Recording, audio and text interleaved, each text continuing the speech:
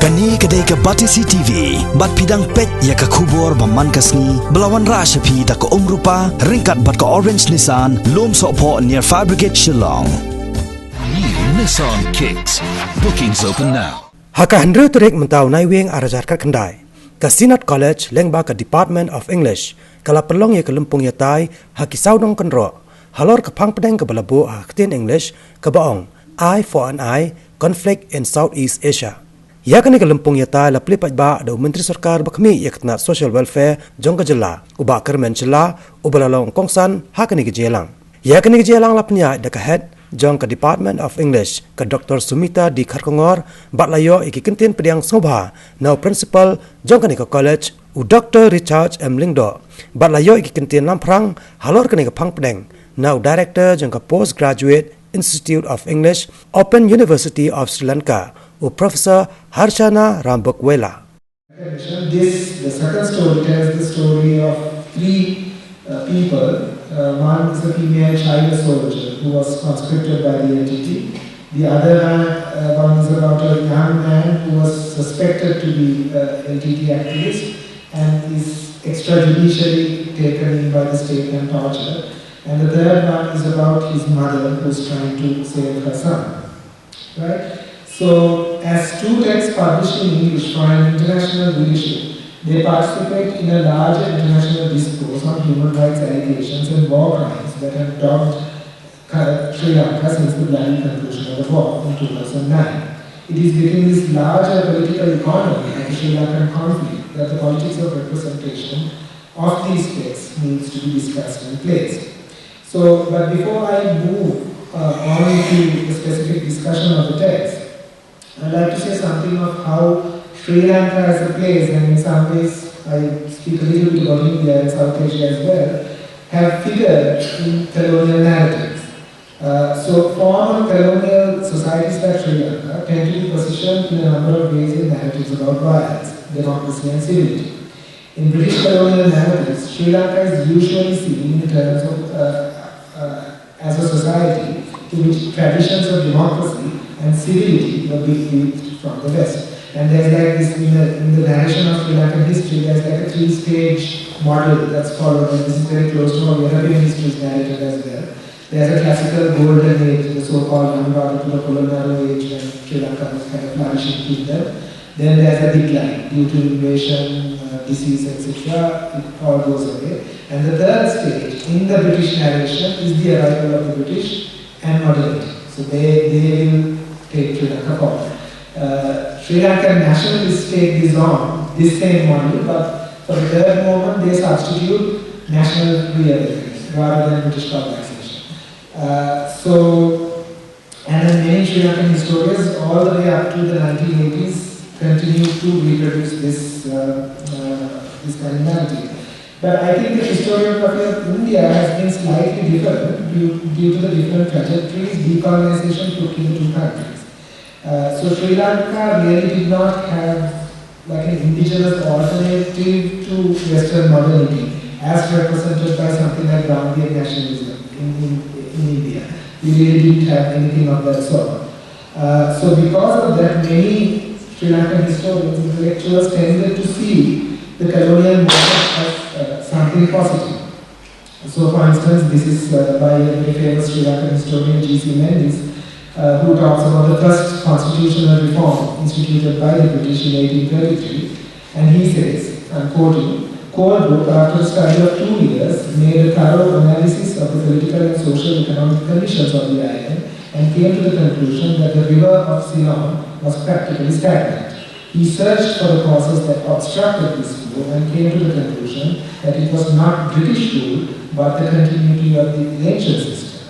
And therefore he made recommendations to liberate Ceylon from the burden of his past heritage. So you can see the historian is writing, this is a Sri Lankan historian, post-independence, writing very positively about the impact of British colonialism. And I don't quite see this happening in India. The nationalist narrative is narrated in a very different way. And these views have been prevalent in Sri Lanka for a very long time. And sort of this Anglophone cultural capital has also played a big role in Sri Lankan politics. It has continued all the way up to even up to now in some ways. And because of this, immediately after independence in 1948, Sri Lanka featured very prominently as a model of successful, peaceful transition to liberal democracy from colonialism.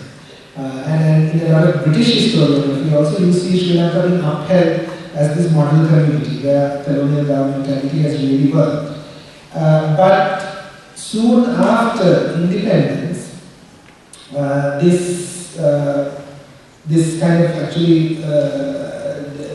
this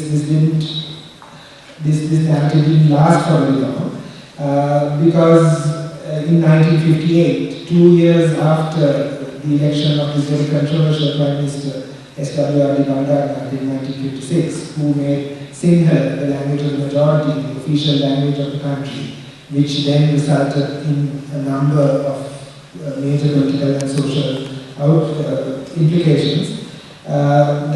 Sri Lanka has its first racial riots.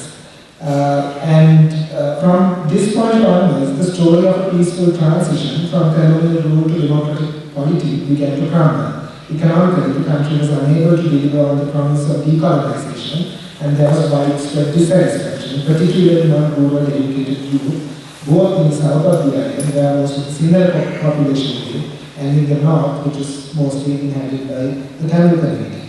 And then follows the history I told you at the beginning, 1972, the youth uprising, 83 riots, etc., etc. However, out of this, it is with the anti-Tamil program of 1983 that Sri Lanka really becomes part of an international discourse on terror and violence. Both in popular discourse as well as academic scholarship, ethno-nationalist conflict and its attendant violence become the dominant frame through which Sri Lanka is understood post-1983. And even scholars who critique this tend to see this as the major category through this. And there was a very famous Marxist scholar called Newton Gularatne, who after 83 wrote and said, Marxists in Sri Lanka now in a convent, because class is no longer the valid category through which to analyze Sri Lanka, it has to be ethnicity. And then this becomes the big thing. And you can see this globally also as a region in South Asia. This tends to happen to South Asia. You see it as a place of deviant nationalism, ethnicized, ethnically majoritarian, violent nationalism. And this is where the category of terror also comes in a deep way. And for the Middle East, of course, it's about exporting terror to the West, Islamic terror, whatever. But for us, it's a kind of a more internal, because our terror has not really impacted those first world countries in the same way, but this is the way it gets to be seen.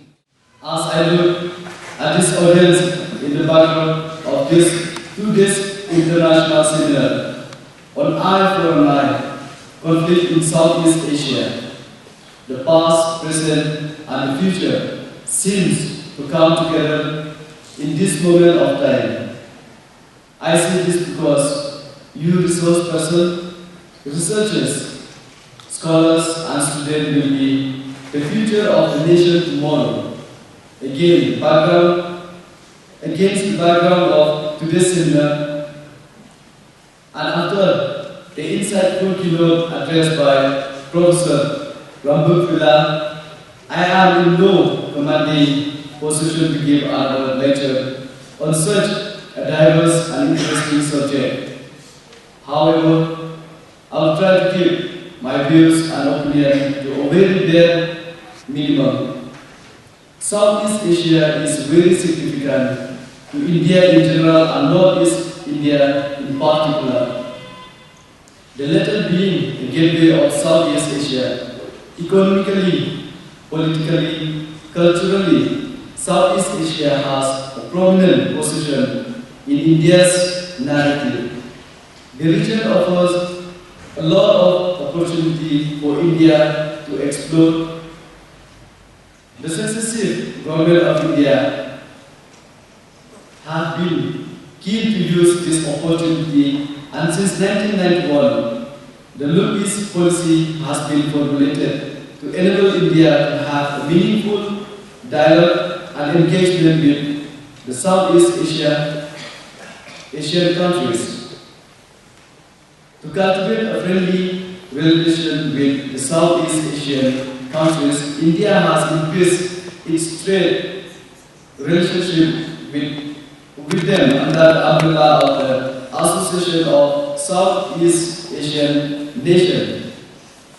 Commerce with Southeast Asian nations accounts for 45% of India's global trade output. Strategically, India has always approached the policy of neutrality, be it in Myanmar, Vietnam, Philippines, or Indonesia. However, conflict is inevitable and in turn poses a challenge to India. The challenging political dynamics in certain Southeast Asian countries have certain geopolitical implications for India. Spillage of conflict into the bordering states of India is another issue that India's home and external affairs ministry have to deal with. Coming to Northeast India, where 4 of its 7 states share the border with Myanmar, the conflict there tends to have a direct implication and consequence for the border states of Northeast India. Immigrants and refugees from the conflict zone enter India through the porous Indo-Myanmar border. This leads to the changing demography in the border towns of Northeast India. Such changing demographics could lead to demographic conflicts in these border states of India as the local population feels that they are being outnumbered, thereby fueling resentment and the fear of being minority in their own land. Another important issue is the issue of arms smuggling. Abundance of arms and ammunition during and after a conflict situation leads to the problem of arms smuggling. It must be noted that the border states of the northeastern region were and still are the important road of arms smuggling, which are used by many insurgents groups of Northeast India. Arms from Cochin, Rakhine, and even the far-flung Vietnam and Cambodia have made their way into Northeast India and into the hands of various insurgent groups.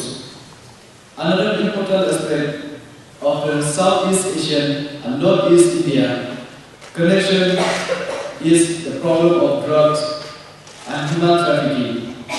Drugs from Southeast Asia flood the Northeast black market, and as a result of this, our youth in Manipur, Nagaland, Mizoram, and even Meghalaya are badly affected.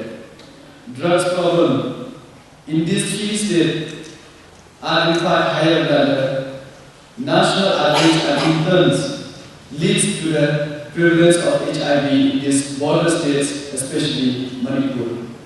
Thus, as we have seen, conflict and its problems are not confined only to a particular zone, but tend to have its ramifications in other areas as well. It is like a change reaction,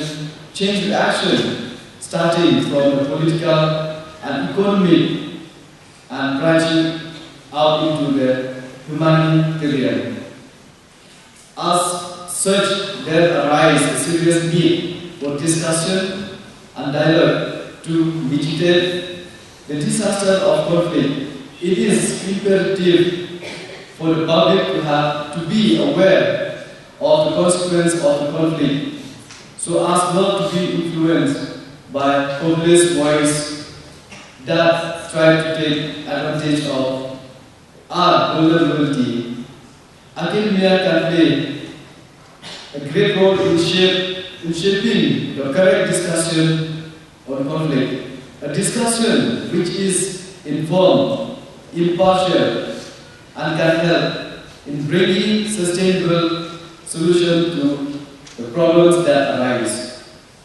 Such as I once again convey a sincere thanks to the English Department of Senior College for trying to create a dialogue on conflict in such an important region as Southeast Asia.